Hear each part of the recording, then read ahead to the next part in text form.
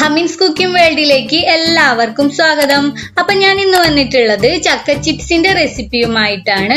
അപ്പൊ ഇപ്പൊ ചക്കയുടെ സീസൺ ഒക്കെ അല്ലേ, ചക്ക എല്ലാവർക്കും കിട്ടുമല്ലോ. അപ്പൊ ഇതുപോലെയൊക്കെ ഒന്ന് ട്രൈ ചെയ്ത് നോക്കുക കേട്ടോ.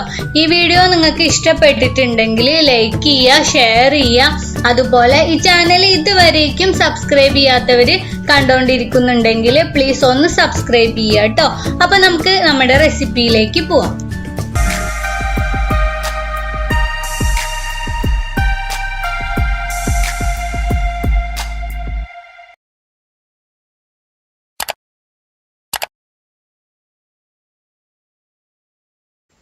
അപ്പൊ നമുക്ക് ചിപ്സ് ഉണ്ടാക്കാൻ തുടങ്ങാം. ഇതിനായിട്ട് ഇപ്പൊ വേണ്ടത് നല്ല മൂത്ത ചക്കയാണ് കേട്ടോ.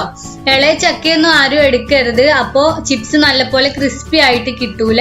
ഇനി ഇതിനെ നമുക്ക് കുരുവൊക്കെ കളഞ്ഞിട്ട് വളരെ തിന്നായിട്ട് നീളത്തിൽ കട്ട് ചെയ്തെടുക്കണം. ഞാനിപ്പോ ദാ എല്ലാത്തിനെയും ഇതുപോലെ നീളത്തിൽ കട്ട് ചെയ്ത് വെച്ചിട്ടുണ്ട് കണ്ടോ. വളരെ തിന്നായിട്ട് കട്ട് ചെയ്ത് വെച്ചേക്കാണ്. ഇനിയിപ്പൊ ഞാൻ ഇതിനെ വലിയൊരു പാനിലേക്ക് മാറ്റി കൊടുക്കാണ്. അതെന്തിനാണെന്ന് വെച്ചാല് ഇതില് ഉപ്പും മഞ്ഞൾപ്പൊടിയും ചേർത്തിട്ട് കുറച്ചു നേരം നമുക്ക് വെള്ളത്തിലൊന്ന് ഇട്ട് വെക്കണം. അതിനു വേണ്ടിയിട്ടാണ് കേട്ടോ. ഞാനിപ്പോ ഇതിലേക്ക് കുറച്ച് വെള്ളം ഒഴിച്ചു കൊടുത്തിട്ടുണ്ട്. ഇനി ഇതിലേക്ക് ആവശ്യത്തിനുള്ള ഉപ്പും പിന്നെ ഒരു 1/2 ടീസ്പൂണോളം മഞ്ഞൾപ്പൊടിയും കൂടെ ഇട്ടിട്ട് ഞാനൊരു 1/2 മണിക്കൂർ ഇതുപോലെ തന്നെ വെക്കുകയാണ്. ഈ ചിപ്സിലേക്ക് വേണ്ട ഉപ്പും പിന്നെ മഞ്ഞൾ കളറും ഒന്ന് പിടിക്കാനും വേണ്ടിയിട്ടാണ് കേട്ടോ. ഇതിങ്ങനെ ഒരു 1/2 മണിക്കൂർ തന്നെ വെച്ചോണ്ടിരിക്കുക കേട്ടോ. അതിനുശേഷം നമുക്ക് വെള്ളത്തിൽ നിന്ന് വാർത്തെടുത്തിട്ട് ഇതിനെ ചൂടായ എണ്ണയിലിട്ട് വറുത്തെടുക്കാം.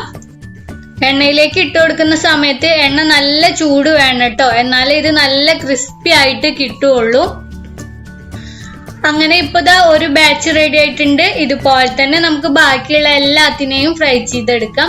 അപ്പൊ ഇത്രേ പണിയുള്ളൂ കേട്ടോ ചക്ക ചിപ്സ് ഉണ്ടാക്കാനായിട്ട്. എണ്ണ നന്നായിട്ട് ചൂട് വേണമെന്നേ ഉള്ളൂ. പിന്നെ ഇത് കട്ട് ചെയ്യാനുള്ള കുറച്ച് ബുദ്ധിമുട്ടും, അത്രേ ഉള്ളൂ. അപ്പൊ നമുക്ക് കടയിൽ നിന്ന് വാങ്ങിക്കുന്ന അതുപോലെ തന്നെ വളരെ ക്രിസ്പി ആയിട്ടുള്ള ചക്ക ചിപ്സ് വീട്ടിലും ഉണ്ടാക്കിയെടുക്കാം. ഇത് എത്ര ദിവസം വേണമെങ്കിലും നമുക്ക് ടിന്നിൽ അടച്ച് സൂക്ഷിച്ചു വെക്കാം കേട്ടോ. അപ്പൊ ഈ വീഡിയോ എല്ലാവർക്കും ഇഷ്ടപ്പെട്ടിട്ടുണ്ടെന്ന് വിചാരിക്കുന്നു. ഇഷ്ടപ്പെട്ടിട്ടുണ്ടെങ്കിൽ ലൈക്ക് ചെയ്യുക, ഷെയർ ചെയ്യുക, നിങ്ങളുടെ അഭിപ്രായങ്ങൾ കമന്റ് ചെയ്യുക. അതുപോലെ ഈ ചാനൽ ഇതുവരേക്കും സബ്സ്ക്രൈബ് ചെയ്യാത്തവര് കണ്ടുകൊണ്ടിരിക്കുന്നുണ്ടെങ്കിൽ പ്ലീസ് ഒന്ന് സബ്സ്ക്രൈബ് ചെയ്യുക കേട്ടോ. മാത്രമല്ല തുടർന്ന് വരുന്ന ബെല്ലൈക്കണും അതിനുശേഷം വരുന്ന 3 ഓപ്ഷൻ ഉണ്ട്, അതിൽ ഓൾ എന്ന ഓപ്ഷനും കൂടെ ഒന്ന് സെലക്ട് ചെയ്ത് വെക്കുക. എന്നാൽ മാത്രമേ ഈ ചാനലിലെ പുതിയ അപ്ഡേഷനുകൾ ഉടനെ തന്നെ നിങ്ങൾക്ക് നോട്ടിഫിക്കേഷൻ ആയിട്ട് ലഭിക്കുള്ളൂ. അപ്പൊ നമുക്ക് വീണ്ടും ഒരു പുതിയ റെസിപ്പിയുമായിട്ട് കാണാം.